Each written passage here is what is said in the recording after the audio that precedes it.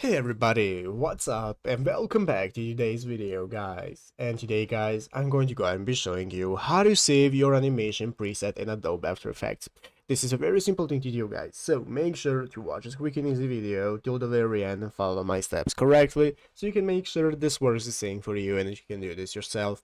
But yeah guys, let's get straight into it. So the first thing you want to do guys is go ahead and open up the official Adobe After Effects program right here on your PC if you haven't already. And after doing so guys, you'll be greeted by this main page right here, which is the home page of Adobe After Effects, and you'll be greeted by this menu right here where we can get started creating our composition. So go ahead and give your composition a name if you want to, and after that select the quality, fill out all the info and click OK, and now we can get started.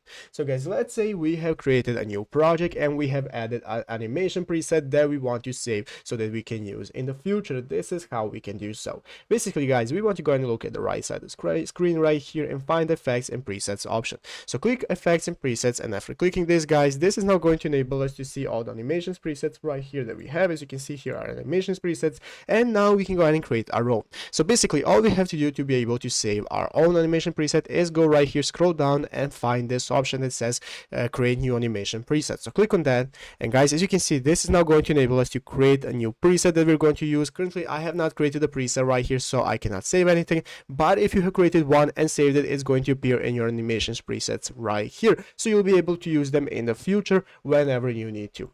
But yeah guys, basically that is how to do it. So I hope this video was helpful. If it was, make sure to leave a like, subscribe to the channel. So you guys, thank you for watching, take care and bye.